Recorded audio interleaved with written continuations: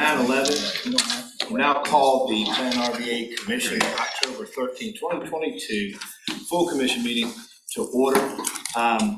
Just want to welcome everyone. I know there were some travel delays. Myself and the vice chair were tardy for the executive committee meeting, trying to navigate some of VDOT's roads. So maybe that's some of the things we can take care of here. Just want to welcome everyone. As there's been a change in leadership, I want you to know there are fresh muffins in the back.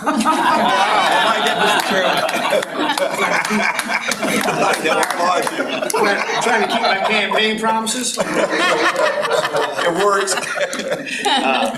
Actually, I did not make those. Mr. Peter made those, and we are grateful. I have tested them, and they are fine for human consumption here.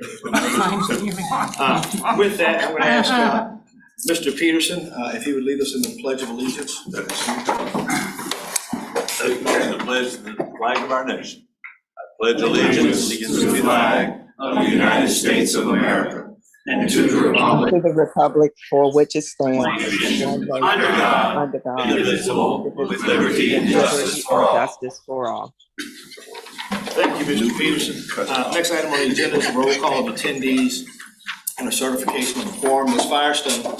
Sir, Town of Ashland, Dr. McGraw. Present. Ms. Abbott. Mr. Chambers. Present. Charles City County, Mr. Atkins. Chesterfield County, Mr. Winslow. Mr. Holland. Present. Mr. Carroll. Ms. Carroll. Here. Mr. Engel. Here. Ms. Fry. Here. Mr. Davy. Here. Goochland County, Mr. Spoonhour. Here. Hanover County, Chair Davis. Present. Mr. Peterson. Here. Ms. Pritchard. Mr. Whitaker. And Mr. Waddell. Present. Henrico County, Reverend Nelson. Here. Ms. O'Bannon. Mr. Thornton. Ms. Thornton. Here. Thank you. Mr. Baca. He's online. He is on, I do have him marked as present. New Kent County, Ms. Page. Mr. Lockwood. Ms. Pearson. Powhatan County, Vice Chair Byerly. Here. Mr. McClung. Mr. Hall. Here. Thank you. City of Richmond, Dr. Newbill. Here. Thank you. Mr. Addison. Ms. Lambert. Ms. Lynch. Ms. Robertson. Mr. Poole. And Mr. Giovia. Present. Thank you. That concludes the roll call for attendance, and we do have a quorum. Let the record reflect we do have a quorum. With that, we're going to go into any public comments. Are there any members present? My apologies. Any members of the public present that have comments? Any virtual attendees have any comments? I'll wait just a moment. Anyone from the public have any comments?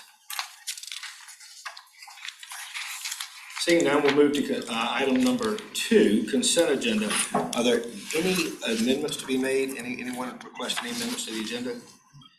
So then we'll go to 2B, approval of September meeting minutes. Have all commission members had an opportunity to review the minutes?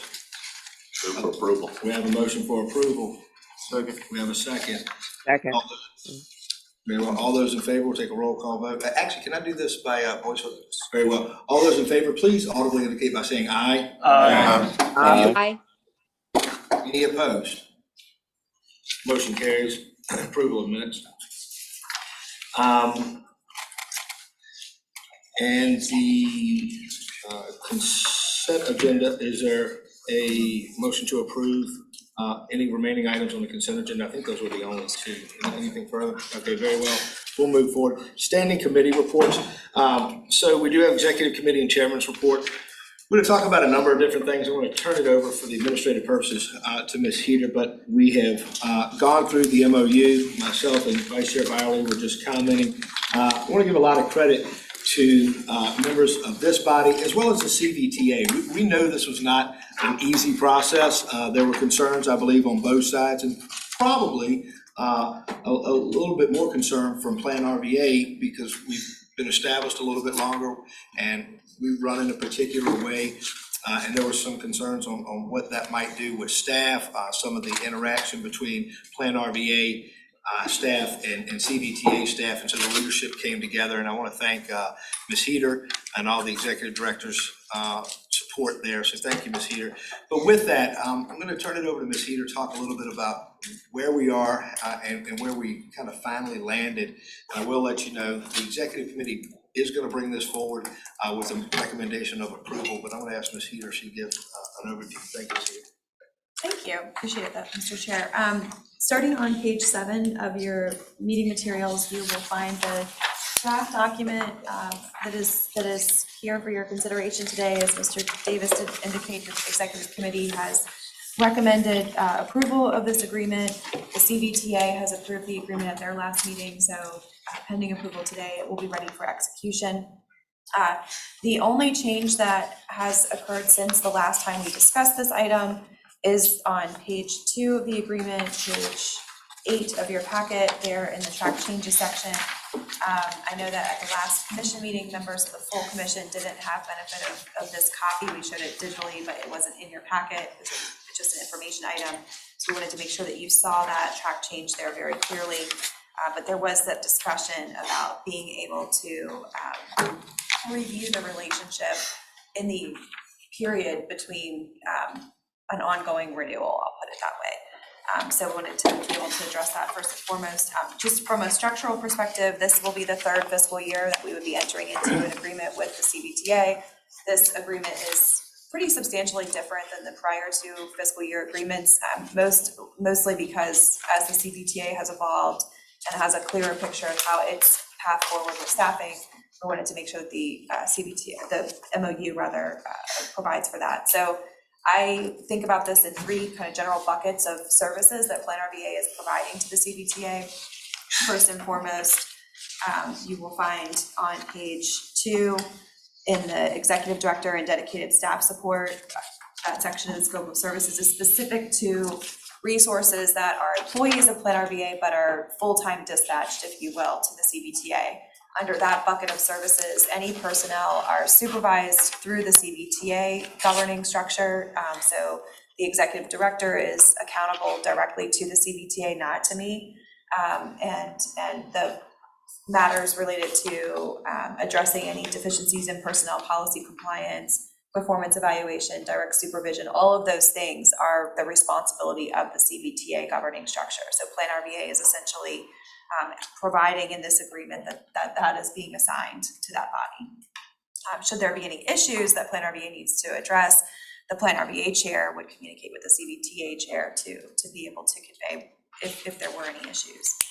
This also enables PlanRVA to leverage and provide the back office support, so benefits and payroll administration, as CVTA is currently operating as a fairly lean organization. This keeps that kind of administrative efficiency to a premium. The second bucket that starts on page 3 really speaks specifically to the administrative and technical support provided by the organization. As many of you know, Ms. Firestone and other members of staff provide ongoing support, Mr. Kumar, others, for our meetings to be able to support the logistics, those aspects. You also, those of you that serve on the CVTA are familiar with Mr. Bushing and Mr. Parsons and many other members of the team who provide support to the data model, project prioritization, actual interfacing with your locality staff, all of those things. So we provide that to the CVTA at cost plus, and so that enables us to be able to make sure that our capacity needs are met, but also that the CVTA has access at really any time it needs it to that professional staff on our team. The third bucket, starting on page 4 of the agreement, is the facilities, equipment, furnishings, and supplies. Again, CVTA is leveraging the infrastructure that PlanRVA already has in place. So, you know, all of the things that organizations probably don't really want to think about, but PlanRVA provides, copiers, postage, meeting space, the equipment, all of those things. And so we provided for that in the agreement as well. I think that this provides sufficient structure for the relationship to make sure that we're all operating with shared expectations and shared understanding of who's responsible for what part. But I think it also provides some good flexibility for that evolving relationship as it moves forward. So I am happy to answer any questions, but I know that this has been a topic over the last probably 4 to 5 months, so I don't want to belabor it if it's not necessary. Certainly, thanks for the support in moving this forward. It has definitely been a shared effort across lots of different folks. Any questions, comments? I will say, if you notice on page 5, Ms. Heater mentioned cost plus. The plus is 10%. So while that's, we do have OH and fixed cost, it is reasonable to expect that having legitimate business burdens by adding folks to that support need. And so the cost plus is 10%. Of course, you'll see that on page 5. Recommend a motion to be as amended, and that's what we did in the executive committee. Well, it was as amended and presented, because there is that minor amendment on page 2 of the MOU, Correct. which is reflected in track changes, but it's been presented with that amendment incorporated into the clean copy, so it's properly before the body. Very well. Is there a motion to approve the memorandum of understanding between PlanRVA and the Central Virginia Transportation Authority? So moved, Mr. Chairman. So moved. We have a motion. Dr. Newcomb, will you second? Yes, second. Very well, we have a motion and a second. Is there any discussion? By roll call vote, all those in favor? Ms. Firestone? Dr. McGraw. Aye. Mr. Chambers. Aye. Mr. Holland. And also carrying the votes on Mr. Winslow and Mr. Kevin Carroll as well. Ms. Carroll. Aye. Mr. Engel. Aye. Ms. Fry. Aye. Mr. Davy. Aye. Mr. Spoonhouse. Aye. Chair Davis. Aye. Mr. Peterson. Aye. Mr. Waddell. Aye. Reverend Nelson. Aye. Mr. Thornton. Aye. Vice Chair Byerly. Aye. Mr. McClung.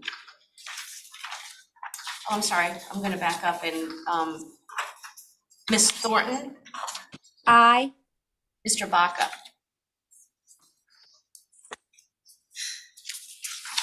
Now, we'll move back to Vice Chair Byerly, Aye. Mr. McClung, Mr. Hall, Aye. Dr. Newbill, Aye. and Mr. Giovia. Aye. That motion carries. Very well, the motion carries. Thank you, Ms. Firestone. With that, the next item is key imperatives. I'm gonna ask Ms. Heater if she'll give an overview of that. Before we do, I wanna thank staff and all the commission members who worked on this, but I do think it's worth noting that Mr. Spoonhour did set this in motion a while back under his leadership, and so it's gone through some revisions, but we appreciate his leadership in bringing this forward. It's really, I think it's quite interesting that to have these imperatives, and these are for 2023, but it did bring a great deal of discussion to the table for a lot of commission members, and I thought it was a great thing. And now that we're able to potentially codify these, I think it's good for us as we're moving forward. I was thinking about Mr. Davey as we go out there and we're looking at what we're presenting to the public and our other elected officials back on the home front. This also gives us something more, a little bit more substance to hand out there. So I'm pleased, and it'd be my hope that this passes. So with that, Ms. Heater. Thank you. I appreciate that. As Mr. Davis indicated, this is something that is relatively new for the agency. We enacted this 2 fiscal years ago, so this will be the 3rd time that this concept has come before the board. And I think one of the things that Mr. Spoonhour challenged me to do while he was the chair was really to be able to go back to the 2019 strategic planning process that Mr. Davey led when Mrs. Jekyll was chair, and as Reverend Nelson and Dr. Newbill know, this organization is big in kind of its scope and, you know, with 10 meetings a year and roughly, you know, calculating that time, if we're lucky, it's about, I think 25 hours that I have with you, trying to be able to kind of make the most of that time, provide you all with what you need to be effective fiduciary, responsible persons on the board, but also to be able to be a part of driving that strategic plan to action. I think that's really kind of what this is about. So the challenge was to take this kind of ocean that in many respects our PlanRVA team is involved with and boil it down to these 5 key imperatives. The headings haven't really changed remarkably since we came up with this concept 2 years ago. The priorities within them are what changes, and this is the kind of measures or metrics, if you will, that I report to you on a quarterly basis, and then use as not only the organization's kind of effectiveness at the end of the year, but it's, I think, helpful to the executive committee to support the evaluation of my performance. This is the first time that the full board is seeing this information, so I'll walk you through it. The executive committee was able to review it last month and then did make a recommendation for approval this morning. So first and foremost, Mr. Holland, you know, I know that this is a priority for you. Preserving our financial position, we have certainly had that as a top priority. I think in prior years, we had that as an objective of achieve financial sustainability, and I think now we can successfully say that we are ready to be in a preserve and maintain mode. So wanted to kind of call that out. You know, we are still working to integrate our internal systems. Mr. Van Dornick and Ms. Busco have done a remarkable job to really be able to evaluate that, and we'll continue to work with the finance committee.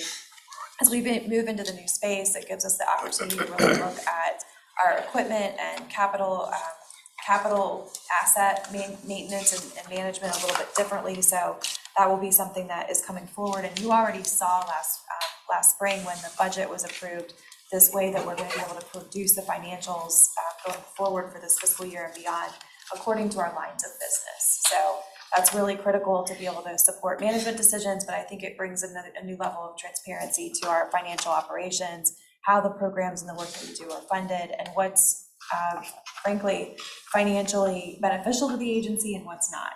So those are all, I think, activities that we're excited about for this fiscal year and look forward to working through the finance committee primarily on those. Key imperative number 2 is really the bulk of the work that happens in the agency. This is where most of our staff members are focused. As Mr. Davis indicated, you know, one of the things that we are working to do this year under Mr. Davies' leadership is implement that brand strategy that was adopted last year and really continuing that community engagement. I know that it's a priority for Mr. Davis to get PlanRVA in front of your local boards and commissions, so I wanted to be able to extend that offer. I know that he has offered to attend with me to your board meetings. If that's not the right place, I think workshops or planning commission meetings or other subcommittee groups would be also ideal for us to be able to do that. So I will be reaching out to you and your local government leadership to see if there's a time that it might fit in your schedule. I know I typically get invited to Hanover and Chesterfield to do kind of like an annual check-in and presentation. So if that's something that other localities are interested in, we'd be very happy to do that. We also have, you know, made some steps this year to be able to grow our capacity. As you know, we're piloting the support position to our smaller jurisdictions. Even yesterday, there was a discussion at the CBTA meeting that I think that there's maybe some potential opportunity to think about how to have more dedicated staff resources available to our jurisdictions as they need help on specific things, whether that be transportation planning or other types of project needs. I know that everybody has their eye on the infrastructure bill and how those funds are rolling out through different streams of the federal government. And so I think we're looking really closely at how we can build our capacity around grant writing and grant seeking during this time to make sure that we're maximizing the opportunity to bring revenue into the region. And then, of course, we have our obligations to our funders. So whether it be the federal government and the grants that they award or the state agencies, making sure that we fulfill those compliance objectives. And that is achieving a certification review for the TPO. That's a PlanRVA responsibility. We did do that last year, so we'll be working to maintain that. We did actually just yesterday get our letter of compliance from the state with our Title VI compliance. So things like that are constantly in motion, and we're always working to make sure that the programmatic and fiscal responsibilities are met for those funding streams. The third priority is around really being able to increase the engagement with you. So we're looking at different ways, hopefully with a new office space, to be able to do that. Kind of trying to shift things now that we're able to connect a little bit more easily in person. I'd love to be able to meet. I know Ms. Thornton and Mr. Baca and I were able to have coffee probably better than a year ago. Others of you, Mr. Giovanni, it's been great to be able to just kind of catch up with you one-on-one. So I wanted to be able to extend that offer. But certainly if there are opportunities that you'd like to see our team connect with your team, I know we've had Mr. Spoonhauer, we're working with Mr. Carpenter to get on his calendar to have him meet with our leadership team. He's really excited about being able to understand what regional commissions look like in this region versus what he's used to. So just any of those opportunities that you'd like, we want to make sure that we're connecting with you and your staff. And then, as I mentioned on the core operations, we're just kind of continuing to monitor. We put in an application this week under the Bridges program under Mr. Parsons' leadership, and we're just kind of continuing to monitor these new opportunities that are rolling out seemingly every day. On the driving new initiatives, we really, next month we'll hear kind of a deep dive on this, but many of you attended the Shared Value Summit on September 30th.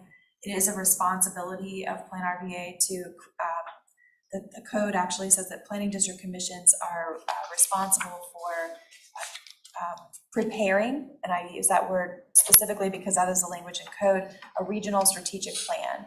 And the idea is that that plan is setting the kind of long-term vision for the 9 jurisdictions here in our region, and setting objectives that are advanced annually. Historically, we have fulfilled that obligation through the comprehensive economic development strategy that was developed back in the 2015 timeframe.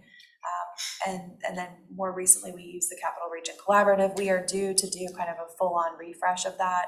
And so my hope is that through this emerging opportunity to work with the Chamber and with the Community Foundation, we can fulfill that responsibility, but also do it in a way that's not duplicative of what other kind of anchor organizations are doing in the region.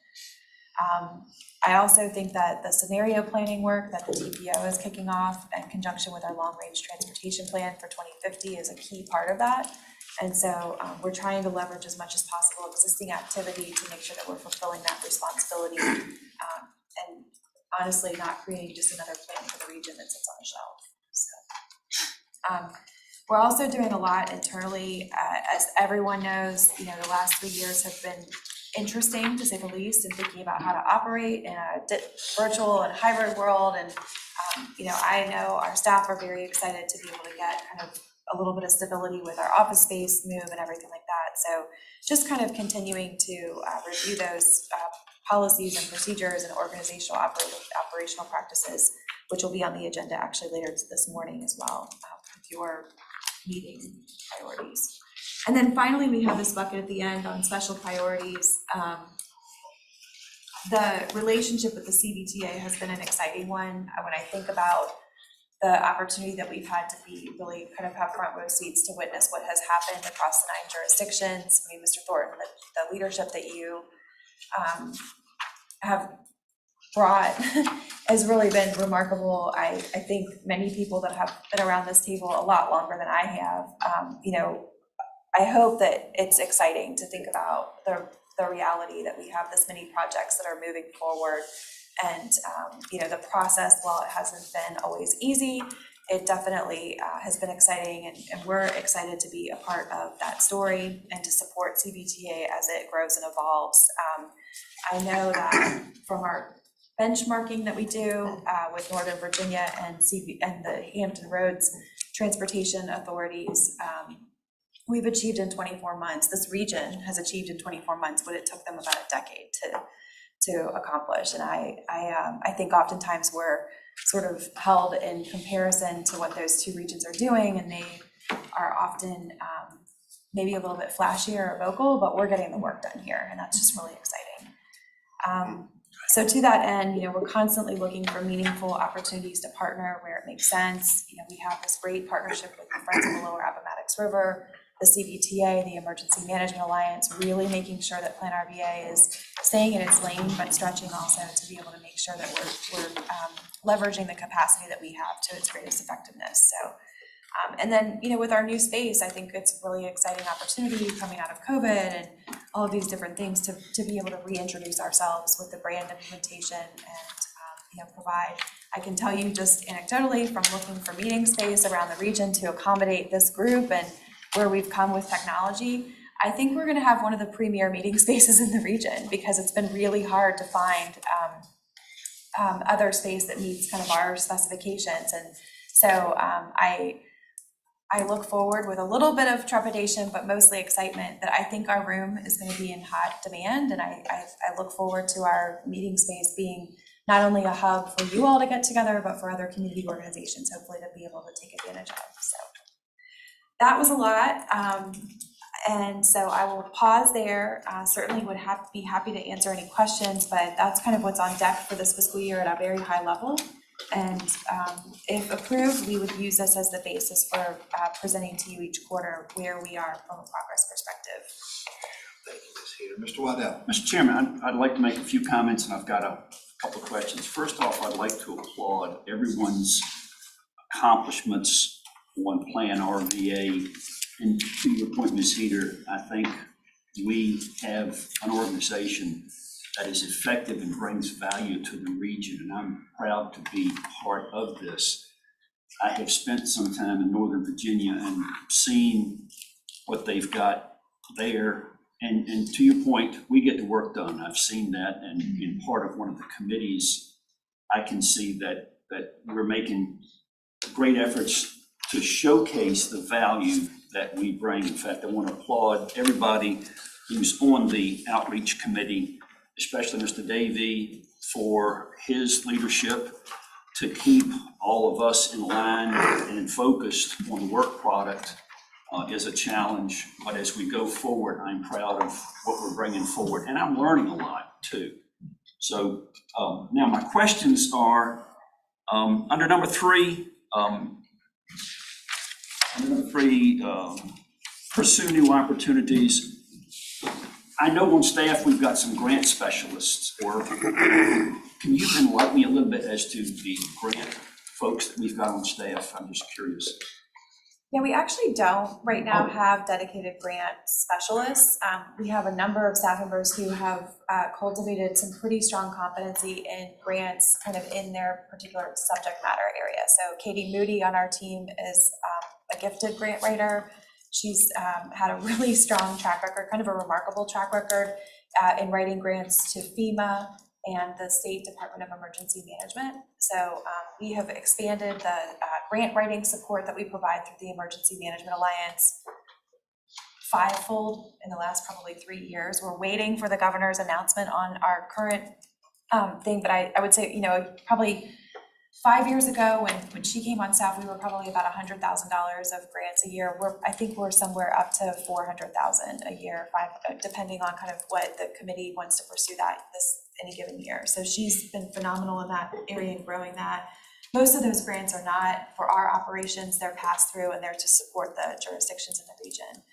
Sarah Stewart has really been able to grow again the the environmental program in a similar way. She's been watching closely and working with our partners at DEQ and Department of Conservation and Recreation on different grant opportunities, not just for the commission to pursue, but different opportunities that could benefit the localities.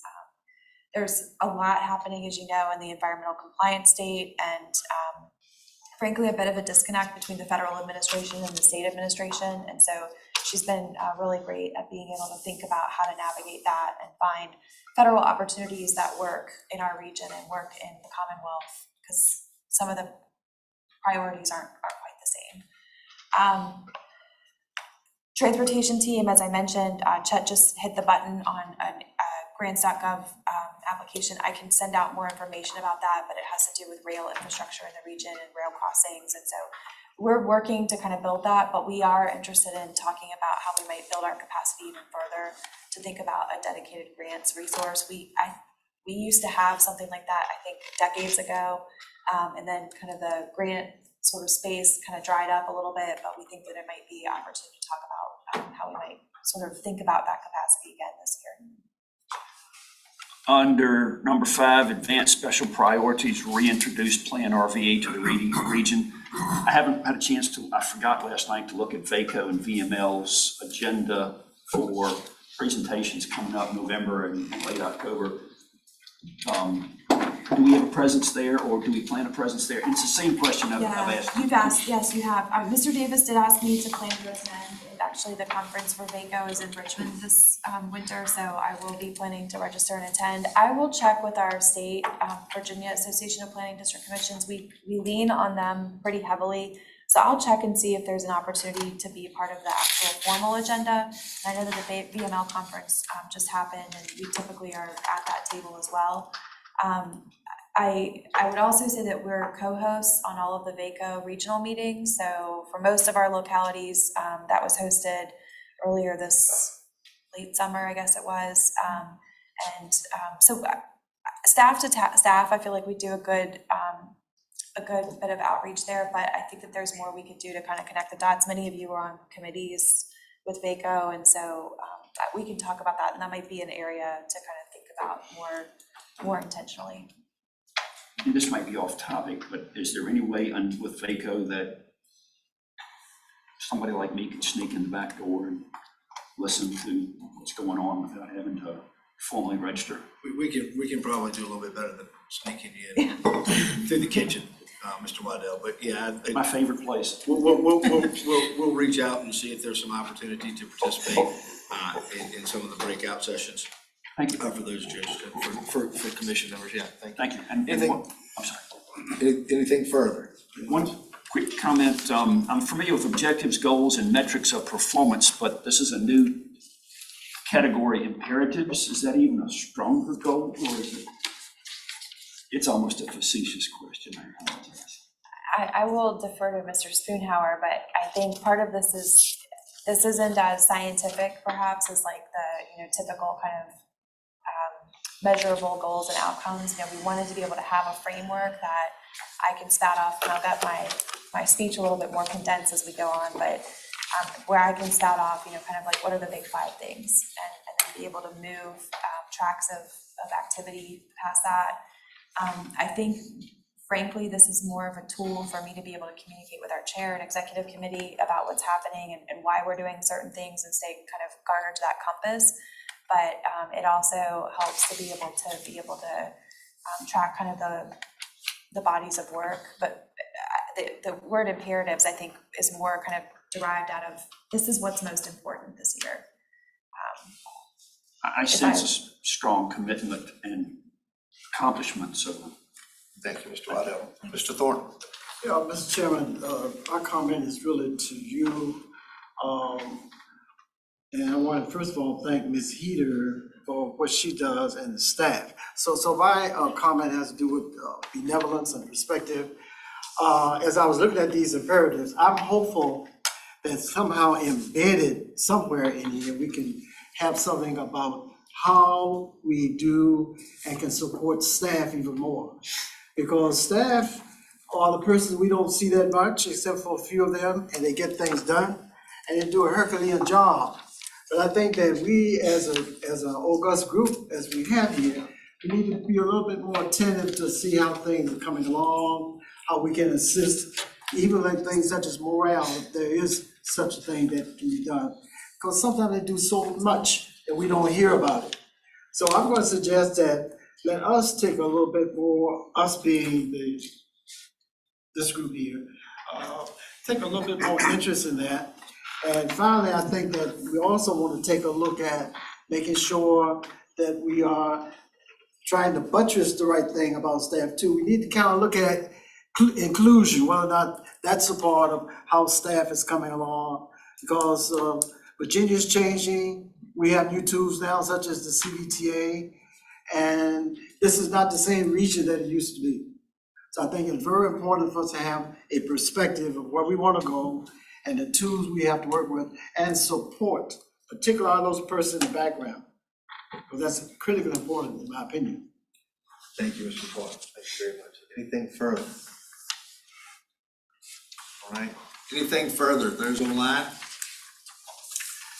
With that, I'll turn it over to Mr. Spoonhour to see if he has a motion to approve the FY 2023 key imperatives. I don't know if I'm getting thanked or blamed for this. I will move to approve these very robust and ambitious imperatives. Very well, we have a motion, is there a second? Second. We have a motion and a second. By roll call vote, all those in favor, Ms. Firestone? Dr. McGraw. Aye. Mr. Chambers. Mr. Holland. I, along with Mr. Winslow and Mr. Carroll, Kevin Carroll, Thank you. Chesterfield County. Ms. Carroll. Aye. Mr. Engel. Aye. Ms. Fry. Aye. Mr. Davy. Aye. Mr. Spoonhour. Aye. Chair Davis. Aye. Mr. Peterson. Aye. Mr. Waddell. Aye. Reverend Nelson. Aye. Mr. Thornton. Aye. Ms. Thornton. Aye. Thank you. Mr. Baca. Vice Chair Byerly. Aye. Ms. Page. Aye. Thank you. Mr. Hall. Aye. Dr. Newbill. Aye. And Mr. Giovia. Aye. Thank you. The motion carries. Very well. Thank you. So the next two items, they are separate. I'm going to ask Mr. Gregory, so page 20 and 23 of, there's two documents, both of which are 3 pages long. We have a policy for all virtual public meetings. That's standalone. There's also a policy for remote participation by members. That's a standalone. But there is a recognition that as we looked at some of the items that came from FOIA councils that are very conspicuous, they're very blatant. Much of this is codified in state code. A lot of it came from FOIA council, the actual verbiage. So conspicuous there. When you get into the other matters of the participation by members, there are some nuances that we're allowed to interject. So what I'd like to do, just by maybe consensus, so I'm going to have Mr. Gregory keep some clear lines between the two presentations, but recognize that there could be some joint discussion about the actual policy and then the participation policy that we're allowed to implement, again, with those nuances from each individual organization, commission, or body. So I want to be clear, Mr. Gregory will do a great job, I know. I'm going to talk about virtual public meetings first, then we're going to have a presentation about the policy for remote participation by members. And then, if it's the commission's desire, we are going to put forward motions separately for those two items, and I will cover at the end. There were some questions in the executive committee meeting about some particular verbiage as it relates to participation by members. But I want to turn item 3 and 4 over to Mr. Gregory at this point. Thank you, sir. Thank you, Mr. Chairman. Mr. Chairman, members of the body, before you today, as the chairman mentioned, are 2 policies. I would steer you towards the physical handouts which were made available on the table today. There were some minor clerical errors that were corrected. The versions that were in your meeting packet, and some of those were at the recommendation of Ms. Fry, so I want to thank you for that. So we made a couple of clerical corrections there, but nothing substantive of concern. If you like, I can run through those, but for instance, just by virtue of, as an example, instead of referring to a board of supervisors, we made a correction to change those policies to refer to the local governing body. So because here in the city of Richmond, of course, it's a city council, not a board of supervisors, right? So I think most people recognize that board of supervisors do the majority of the heavy lifting. That's probably well, that's not in policy. I just wanted to make that comment. thank you, Mr. Chairman. No comment, Thank you, Mr. Chair. No comment in response to that. So just by way of introduction, right? So the past 2.5+ years, we've all become very familiar with the notion of virtual meetings, right? Meetings via online platforms, electronic communications means, telecommunications means.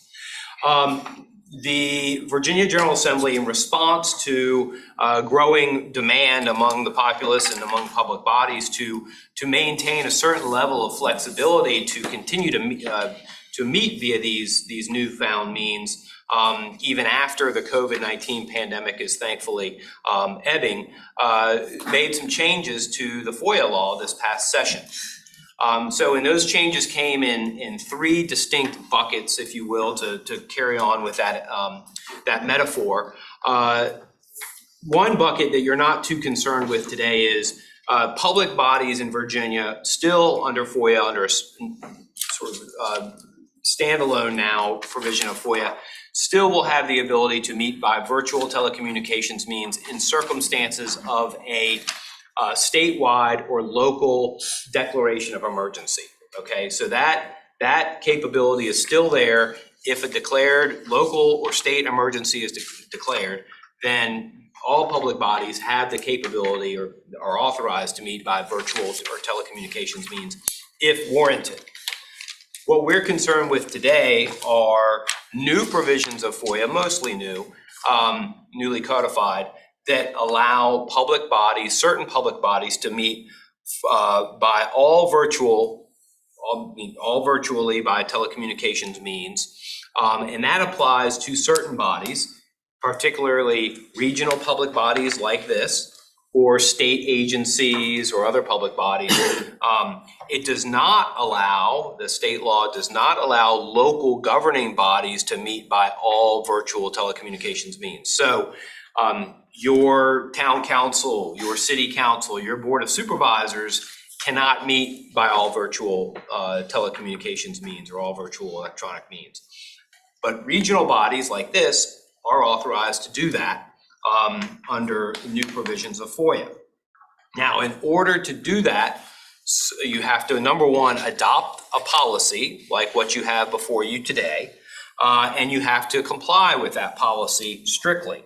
And there's a definition for all virtual public meetings under item 2C on page 1 of the policy that you have before you. So if there's any question about what an all virtual public meeting is, that's the definition, okay?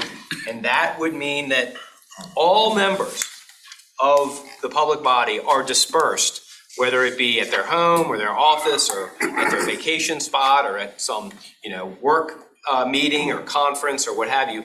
They're all signing in like we did over the past 2 years or so under the COVID-19 pandemic, where everybody signed on to the Zoom meeting and everybody was there looking at their screens, right? So we're all sort of familiar with that. These provisions of FOIA would allow public bodies under certain circumstances, if it were impracticable or unsafe or impossible to meet physically, you could opt to meet by all virtual by all virtual or electronic communications means. If circumstances made it impracticable, if it were just unsafe again, or circumstances warrant, such as there's no way you could get a quorum physically present. People are off doing whatever, you can't get a quorum, but you have to meet to meet a deadline or to take certain action to keep the agency moving forward. The agency could, under certain circumstances, opt to meet via all telecommunications means. Now, there are limitations. The public body can only do that up to 2 times per calendar year or up to 25% of the public body's annual meetings. And when I say annual, that's a calendar year. So you can't do it all the time. You can only do it twice per year or up to 25% of the annual meetings, or 25% of the meetings per year. And you cannot do it back to back. You can't meet, say, 2 months in a row by all virtual telecommunications means. It's only under limited circumstances. And certain you have to comply with the policy, which requires that you describe the circumstances under which the all virtual telecommunications meeting is going to be allowed. You had, let's see here, you, all the voices of the members of the public body participating have to be audible to members of the public. You have to provide a public access to the meeting like we're doing today, for instance, and like we have done where people can sign on to view the meeting. You have to allow for public comment, which the public body has done and is doing today. Allow for public comment via the electronic communications means. And the public body has to post a phone number so for the public to contact the agency if by chance the public feed via the electronic communications means the Zoom meeting or whatever were to go down and the meeting was not properly being broadcast to the public. The phone number is for purposes of members of the public or members of the body to call in and say, the feed is down, we can't see or hear what's going on, the link is dead or whatever, the meeting is not accessible. In which case, the meeting would be recessed, would be stopped until such time as the meeting or the online feed was restored, and then the meeting could progress. If the online feed could not be restored, then the meeting would just be recessed entirely and then would have to be resolved at a later date. But it's that public accessibility that provision is seeking to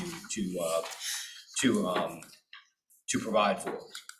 You have to provide for the agenda and the agenda packets to be available electronically.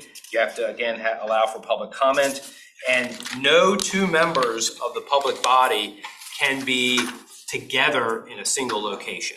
So if you're good buddies with one of the other public members and you guys are on vacation together, you can't both sign on from the vacation spot, right? And you have to be truly separate, okay? That's just to prevent, I think, from members from discussing matters of public business sort of in an offline or whispering or whatever. It's just a safety provision under FOIA. And then minutes have to be kept, of course, as usual. So this policy would allow for the body to meet via all telecommunications means. I certainly recommend you approve it today. The executive committee voted to recommend approval, and it doesn't mean that you would exercise this capability very often, if at all, but at least if circumstances warranted it, you would have the capability to do it if so desired. And one more thing, in case there's any questions or concerns, the policy, if you look at item 8 on page 3 of the policy, that provision requires that the policy be applied strictly and uniformly without exception to the entire membership and without regard to the matters that will be considered or voted on at the meeting. So that's to prevent sort of gamesmanship in the virtual meeting, doing it for purposes other than just the necessity of the body to gain some political advantage or otherwise. So it has to be strictly and uniformly applied and followed. So with that, I'll defer to you, Mr. Chairman, as to how you want to handle. So that's the presentation on virtual public meetings, all virtual public meetings. What I would ask is, unless there's something, yep, go ahead. If there's a question or a comment on this specifically, if you have to, we'll make note of it and then get those on the record and then come back, do the presentation. Go ahead, Mr. Waddell. Thank you, Mr. Chairman. I'm a computer forensics guy, and forgive me for deep diving. The minutes, I think it's I forget what number it is, but the minutes and retention of records, since this would be a video with audio, does FOIA address the retention of the minutes and the audio, video? Absolutely. Does that need to be in this? It does not need to be in that. In this actual policy, FOIA requires whatever records are created by the public body are public records, and that would refer to the meeting minutes themselves, of course, and any other recording of the minute. So a record can be a paper record, but it can also be a video recording or a voice recording. So those would have to be maintained, and PlanRVA does a great job of posting the recordings, the video recordings and naturally audio recordings of the meetings online at their website. So they're publicly accessible, and I think via the YouTube channel as well. Yes, sir. Okay, so what, if, anything further, okay. Would like, Mr. Gregory to go into now our policy for remote participation, then we can open it up and have discussion on all of those. So we've got FOIA, we've got FOIA Council, we've got Code of Virginia. Now we're going into PlanRVA's specific policy for this commission, which obviously has to fall within the parameters of the law, but we're allowed to do a few different things, kind of self-governing how we want to do our meetings as long as it's within the law. I will bring up, do you want to speak on, if folks will make note, there was a question, and I'll put this out here first, under 5, on page 2, 5, it says when a quorum of PlanRVA has assembled for the meeting, there was a question, executive committee, whether to add physically to that. Now, I was gonna ask Mr. Gregory to incorporate this in, just to simply add the word physically. Some folks said they thought it was presumed, but it may not be presumed, that there has to be a physical quorum. 3A talks about physicality, so just in your comments, would you cover that in general? You don't have to break it out in a separate topic to lead with, but I want to address the executive committee members' concerns as well. Thank you. Sure. So as yes, Mr. Chairman, as Mr. Chairman noted, the policies you have before you are based upon template policies that were developed by the Virginia FOIA Council. So we have confidence, not only I took their policies and customized them for your purposes, but these are based upon policies that are being adopted across the Commonwealth by public bodies based upon FOIA Council guidance. So it's not something that you guys are doing differently than any other public body necessarily. Now, that's just an introductory comment. So we talked about the all virtual public meetings policy. Now we're going into the policy that would allow for remote participation of individual members of the public body under circumstances in which the body is physically assembled like we are today, but there are members of the public body for various reasons, which we'll talk about, that are opting to participate in the meeting via telecommunications or electronic means, right? So under this policy, the body would still have to be physically assembled and a quorum would have to be physically assembled at the meeting location, okay? And as Mr. Davis mentioned, under item 5, and again, I draw your attention to the paper handouts which were provided to you today. Item 5 on page 2 there towards the bottom, it says, when a quorum of PlanRVA has assembled for the meeting, the PlanRVA shall vote to determine whether, so that's talking about et cetera, and we'll talk about that, but a physical assembly of the body, okay, at the meeting location. That has to be established first, and then the matter of participation by individual members under the policy can be resolved. Doesn't that number 3 already address that?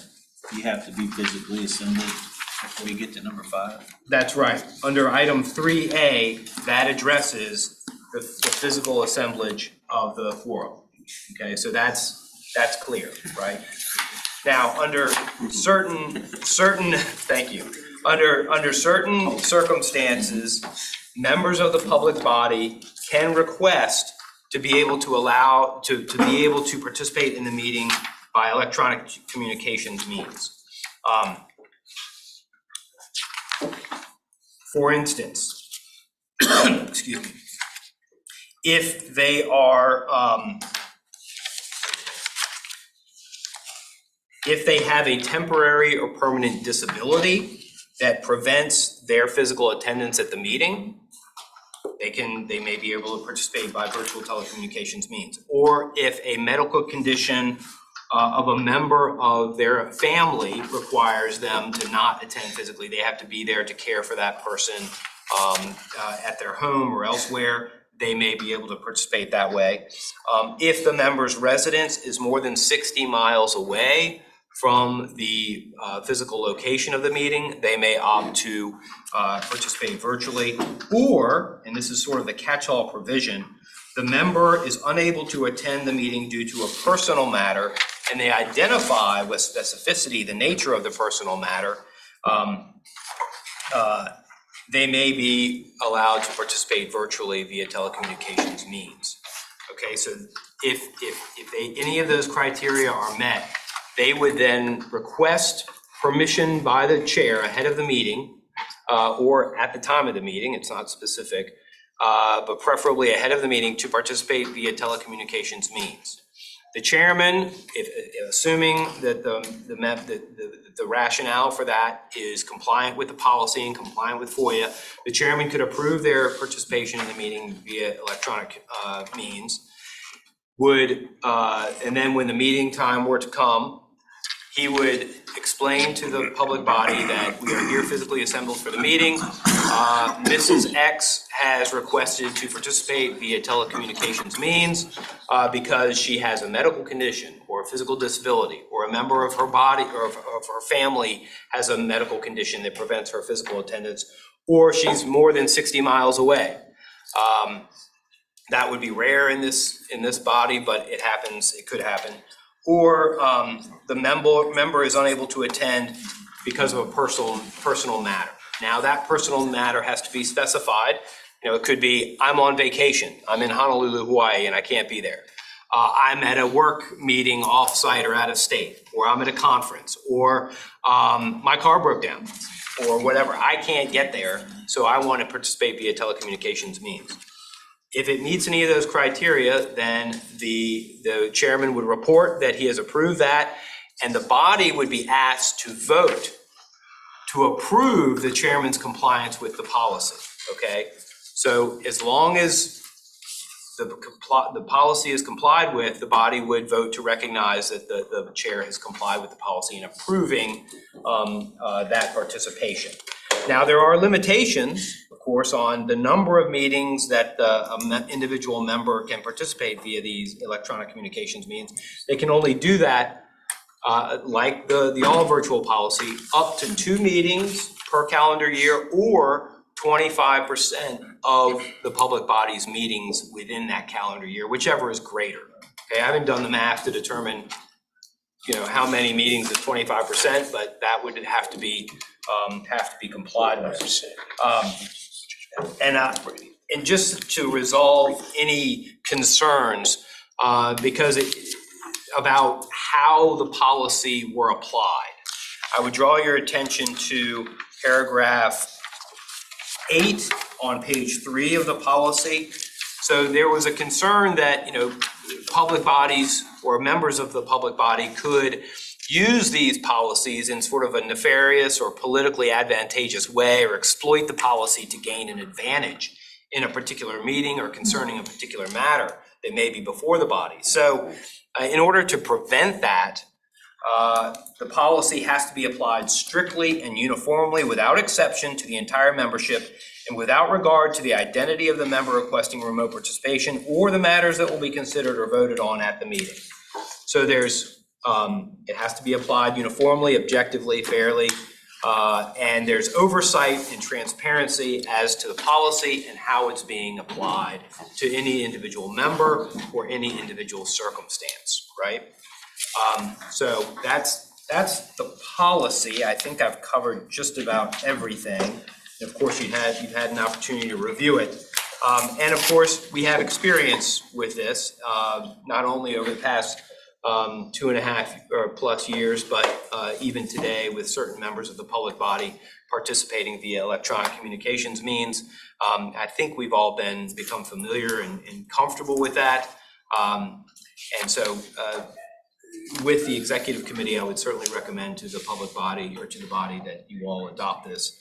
And I will note that today we're able to allow for participation by virtual telecommunications means by the members that are doing so because we're in the city of Richmond, right? And the city of Richmond, as we've discussed many times, still has in place a declaration of emergency, of a local emergency due to the COVID-19 pandemic.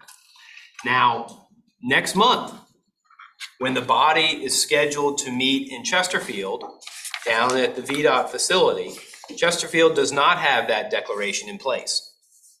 So unless you adopt this policy today, and that policy is not in place next month, what we're doing today by allowing members to participate virtually would not be permissible under FOIA, okay? So you assemble physically down there at the VDOT for your meeting. Members could sign on to the YouTube feed, which will still be in place, and will remain a part of the public business, or how PlanRVA conducts public business, but they could not participate in the meeting. So in order to allow for that, next month is a very real situation, but just generally, I would recommend you pass this policy. Happy to answer any questions. Any questions? Yes, sir. I have two sort of clarification questions regarding the policy. First of all, I have to just acknowledge it makes me a little uncomfortable that part of this is to, at the beginning of each meeting, describe what an issue is for anybody who's not there. So Mr. Chambers is not participating because his mother fell and hurt her hip or whatever. There's an element of sort of privacy there that would seem not to be required by a public body. However, I'm assuming that that is part of the legislation and part of the law. So we're not choosing to expose and vote on the individual excuses as a body. That's what we have to do. Is that correct? That's right. So when they request to be able to participate in the meeting by virtual telecommunications means, they make that request to the chair, okay? Preferably ahead of the meeting. And that's partly, I think, to allow for that discretion, right? So they can, report to the chair with specificity as to what those circumstances are. Now, and the statute says they have to do so with specificity. It doesn't say the level of specificity. It just says specificity. So does somebody have to say, my mother fell and hurt her hip and she's in the hospital and she's suffering, and I don't know when we're gonna get out of the hospital today. It might be today, it might be tomorrow. She may die, she may not, I don't know. I mean, how much specificity you have to go into, is a matter of discretion. But, and how much of that needs to be shared with the public body, Family medical issue is not enough specificity. I think I would say, if asked, I would say that's enough. A member of my family has a medical condition that prevents me from attending today. Can I participate virtually? I would, as legal counsel, I would say that's good enough. And to answer your question, sir, I think just in the time that I'm here, if somebody stated that to me, that would be enough for me to say a family medical issue. I wouldn't require it. Now, another chair may use discretion at a different level, and then report that back to the board. In some cases, we do have discretion to say they have met the criteria, and then bring that before the full commission. And I suppose if somebody said, well, do you mind telling us what that criteria is? It was a family medical issue, you could disclose that. But I think that's probably generally the specificity without getting into all those other types of things. So that's a good point, and that was discussed earlier, so thank you. Yeah, certainly nobody it would be imprudent to disclose a personal medical condition. That would potentially put everyone in violation of HIPAA. So you don't want to disclose it with, a great deal of specificity, but enough to justify compliance with the policy, okay? Certainly don't want to put anybody's personal medical conditions at public disclosure. And you had a follow-up on that, too, sir? Well, it's actually a different topic. We had a discussion, but it relates to this. We had a discussion a couple months back about the different jurisdictions' voting capacity and people being able to represent members who are not present in the voting. My assumption is that continues on just fine. So if somebody's not here in this circumstance, that means they can't contribute to the meeting, but they could still have a peer represent them, and the voting capacity of the different municipalities doesn't change. Is that? Right. They have to meet that criteria. So this would have to meet all the they have to meet all of the foundational criteria. Additionally, they'd have to meet all of the criteria for the remote participation by members, and then they'd have to meet, for all virtual public meetings first, then the participation by members. So great point. You'd have to have those 3 layers, so it wouldn't exclude any of the other provisions. So I think that's a really good point, and I'm glad we have that on the record, so thank you, yeah.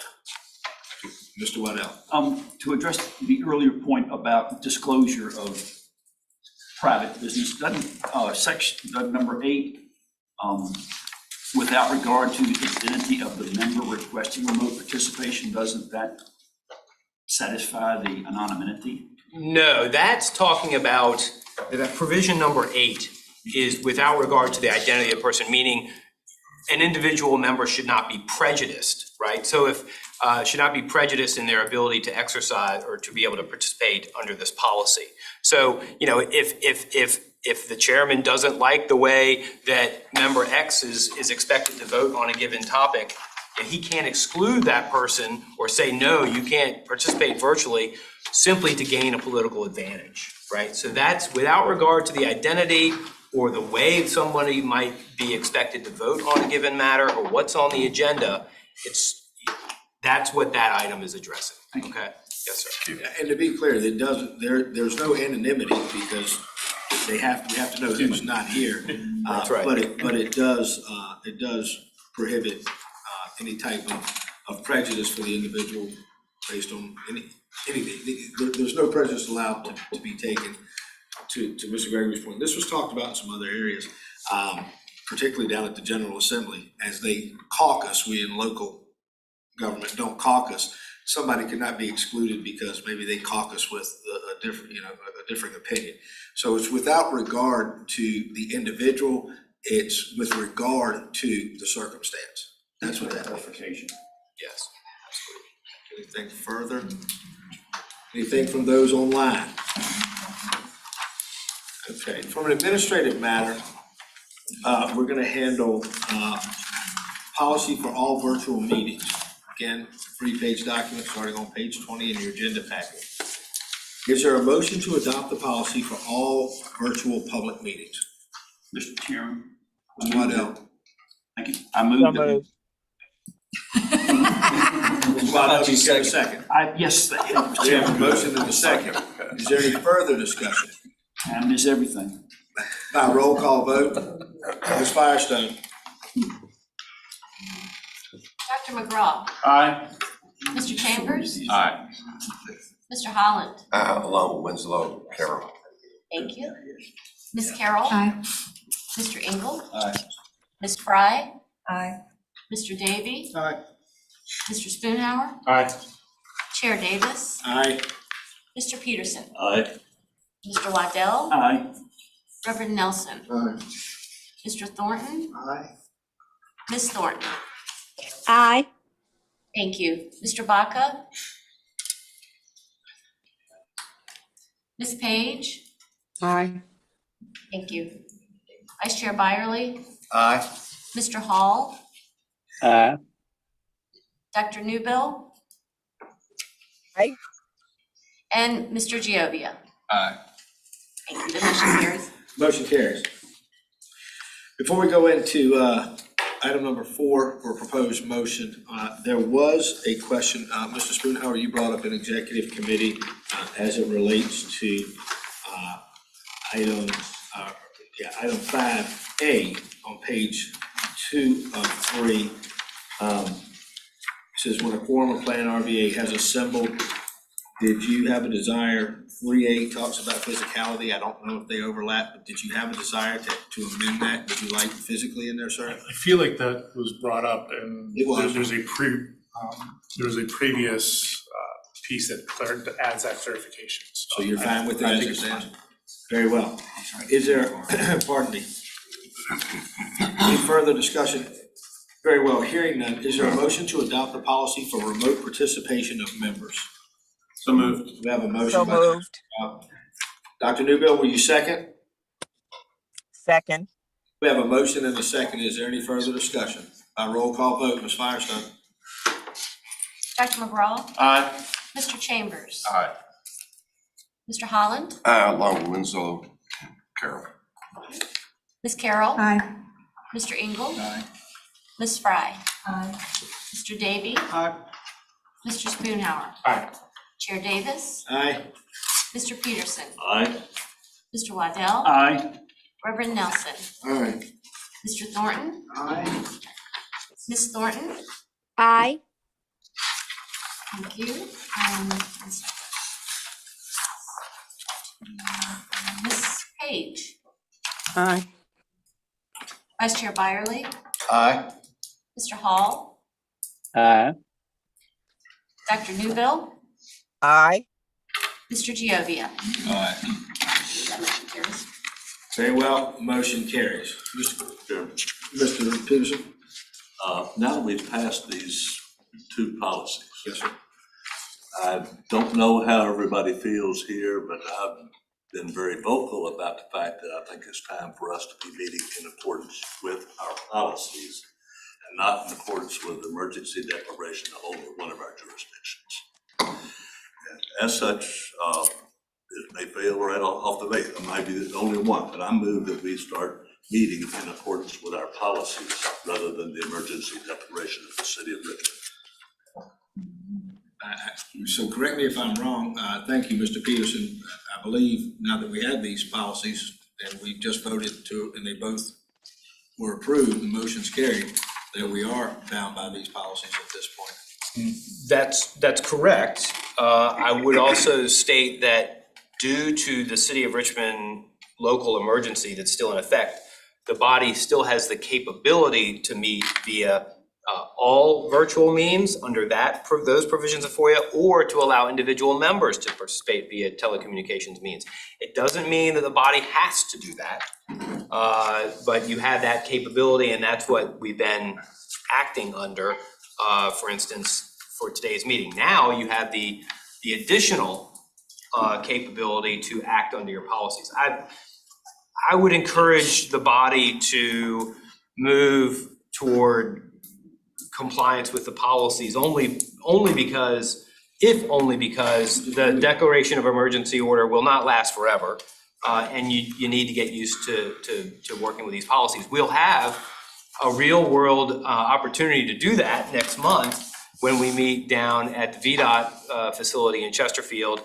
And so just beware, will be the first time we'll be meeting with this new policy in place. So you'll probably be receiving a communication from PlanRVA about this, reminding you all about the policy and reminding you all that if you want to request participation via telecommunications means at next month's meeting, you have to contact the chair, and preferably or recommended that you contact staff too, to specify what those reasons are and why you want to do that and what the conditions are, so that we can comply with the policy. And then we're going to have to build into the meeting procedure, the meeting agenda, the process for the chair to report on that and then the body to take a vote. So so just bear with us as we sort of work towards that. Thank you. Mr. Chairman, based on what he said, we're going to Chesterfield. I'm going to withdraw my motion so that everybody can think about it, but I'm going to make that motion at our next meeting. So being granular here, would we need a motion? It sounds to me, with respect and deference. I think the question, sorry, Mr. Chair, I think the question goes, does Richmond's order supersede our policies? Right, because would we need a motion to say we're now gonna comply with the two things that you passed? If we passed them, isn't it by ratification that we're gonna comply with the policies we just passed? You like what Mr. Peterson was saying? Yes, sir. No, you don't need a motion to do that. To address Mr. Spoonhour's comment, it doesn't supersede necessarily, but it acts in sort of with that. You know, that those circumstances are what's the word I'm on? They're in compliance with They're in compliance with FOIA, and the circumstances are in tandem, like they're going on at the same time. They complement the policies that you have before you. So that's the third bucket, is that emergency declaration that allows public bodies to meet in compliance with FOIA via telecommunications means. That's a separate circumstance. So it's an allow, not require. Right. Not require us to. Not required. So our policy, though, essentially says, even going forward in the city of Richmond, you still have to do this in accordance with our policy. The policy is not dependent or not based upon the physical location of the meeting. It doesn't matter whether the meeting is in city of Richmond or Chesterfield or Hanover or anywhere. This is now a policy of the body, so you can allow for that no matter where you're meeting. But next time we're meeting in Richmond, which I don't think is until next year, the question could arise, how do we want to conduct a meeting based in Richmond since there are two possible options to go? Is that That's what I was trying to address, and which I will address in the next. Oh, I'm sorry. I'm sorry, December. you're right. So it's December that we'll be meeting down in Ashland. Is that right? Yeah, I guess, may I just offer a Yeah. staff perspective? I think it would be helpful to staff if we understood whether this board wanted to continue to provide for virtual participation under the emergency order or not. And so I almost think of it as the policy is the policy. The emergency order is an additional lever, so to speak, that can be, and so I think it would be helpful for us to know, so that, to be candid, that we are not put in a position of determining this for an elected official. I think Mr. Davis addressed this somewhat in the executive committee meeting. We want to be respectful of each of you, and we want to be respectful of your needs, but I think that creates a little bit of a challenge for staff to have to sort of decide that on the fly of whether or not we're adhering under the policy you just adopted or the emergency order. She said very well what my motion was intended. Making the choice to go with our policy rather than the emergency order. So to Mr. Peterson's point, I believe you're asking commission members to thoughtfully consider this as it'll come. And I will bring it up in our forward. next meeting It'll come unless forward. it needs to be addressed today. We have, this board, the PlanRVA board, has time because the next meeting in November is in the city and it won't be until, but I guess what I would, so. I apologize, because there's so many of these, of the bodies, I got confused about What we're referring the to is meeting. if you look at your place setting, you'll see at your place, sitting at your place, there is a schedule of meetings and locations. Yeah, and if I may, because we're meeting in the city next time, if you do nothing today, staff will assume that the emergency order is still in play, so to speak, for this board. And so members who request to participate virtually will not have to go through the approval process by the chair for the November meeting, if you do nothing else today. In December, they will have to do that because the meeting is not physically being hosted in the city of Richmond. When we come back, I think Mr. Chambers, as you indicated, when we come back to the city of Richmond in the new the new calendar year, that would be when it would be helpful to know whether or not, if that order is still in place, whether that is part of the equation or not. I will repeat my motion for the November meeting. Very well, thank you, Mr. Peterson. Thank you, ladies and gentlemen. Okay, so the next item on the agenda, we're gonna be talking Audit, Facilities, Finance Committee. So Mr. Holland, Mr. Van Dorn are gonna take over kind of there, I think. Do want to make note that if you look at this, that October 25th, Audit, Finance, and Facilities is meeting down at 424 Hall Street. Yeah. So with that, Ms. Holland, thank you. Yeah, thank you, Mr. Chairman. Yeah, thanks for referencing the upcoming meeting schedule for November 9th for the committee, Finance Committee. And of course, as you know, business is ongoing. I'm gonna ask Ms. Heater to give us an update on where we are and share the good news. I'm cautiously optimistic as we approach that critical move-in date. Ms. Heater, can you elaborate? Yes, sir, thank you. I'm pleased to say that as of yesterday's progress meeting with the contractor and subcontractor team, we are on time and on budget. So as indicated, we're hosting Audit, Facilities, and Finance Committee on October 25th. If anyone else would like to participate in the walkthrough scheduled for noon that day, please let me know ASAP. We'll also arrange for lunch for you. Space is coming along very nicely. We have both sides of the drywall up, cabling, I think, is near complete. They're doing a couple more whips in a couple of additional areas. I literally walked through every area and double checked that the electrical and data receptacles are at the right height. We made the marks on the wall for where they need to be moved if that's necessary. So it's really exciting to be on site and to see the progress, and welcome anybody who'd like to do that to just contact me and we'll arrange for a tour. Thank you, Ms. I did want to just call your attention to that calendar that we've been talking about. Mostly this is just for your reference. If you're not on one of the other boards, it's just really for you to see. I wanted to be able to just commend Sid and Janice for the work that they have done and the work that they will be doing to be able to make these offsite meetings happen. So we appreciate everyone's patience during that time, but I know that they've got visits to set up to go preview the space and make sure all the tech is in good shape and everything like that. So thanks for that, for everything you all are doing. Because as you can see, there's a lot going on while we're managing the move. Yep, thank you. I'm glad you mentioned that. October 25th, 1:30 p.m. Finance audit. Thank you very much. And I guess the last thing I'll say is just as a reminder, this is the last time we're hosting something in this space. So once we're done, if anybody does have time to stick around, we will have some refreshments brought in to be able to say goodbye to the Stony Point location. So we'll be decommissioning the office starting Monday in preparation for our move out on 10/28. So things are getting a lot more messy around here as we prepare for that. So that's the end of that report from my perspective. Very well. And Mr. Howland, if you have nothing else. No, sir. Thank you, Mr. Chairman. You're welcome. Thank you. We did have, Mr. Davey had to jump on a call. Next item, public outreach and engagement. Ms. Heater will fill in for Mr. Davey, Ms. Lanier Jackson. The floor is open to both. Yeah, Thanks. thank you. The committee will be meeting, I think, in the October-November timeframe to be, end of October-November timeframe to be connecting on brand implementation.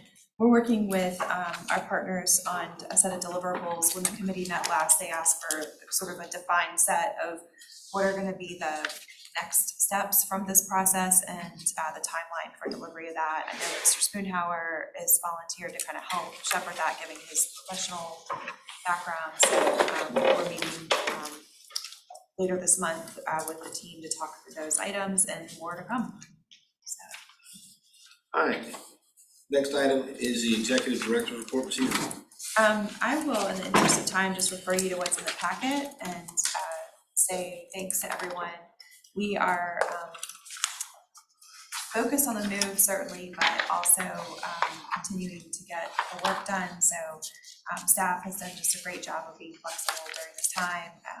We're fortunate that we're going to be going remote, so to speak, in November, given the number of holidays and kind of just being able to take advantage of the season. I think it is, frankly, probably the best time of the year that this can be happening. And everyone's just very excited to be able to get back to normal in the new calendar year. So.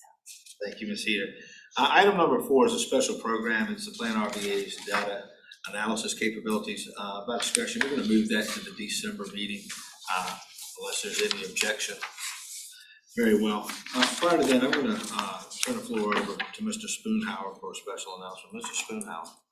Thank you. Most of you probably know that our group lost a member a week after our last meeting. Mr. Sharp passed away very unexpectedly. So he was my vice chair in Goochland and also my really good friend. His services will be this Saturday at Raglan Memorial Baptist Church at 2 p.m. and it'll be live streamed via their site. For those of you that reached out, I just really do appreciate it. It's tough. I asked Don to join this commission because I've loved it and I've loved getting to know everybody, and I know he really enjoyed it too. Don was one of those, he was at every event, every community meeting. He was new to the job, and he jumped in with both feet and really was a great servant leader. And he will be greatly, greatly missed. So thank you for all your thoughts and prayers for Goochland as we look to have somebody fill out his term. Nobody will be able to take his spot, but we will we will deal with the new reality and we are moving on. So thank you, Mr. Chair. Thank you, Mr. Spoonhour. We did express our condolences in a joint letter of communication to Goochland. You know, I will say this, Don was an active participator. I always was prepared for any discussion that we had. He was vibrant. Sometimes his silence on issues spoke more, but when he decided that he needed to say something, it was certainly meaningful. And I'll just ask that we have a moment of silence for Mr. Don Sharp.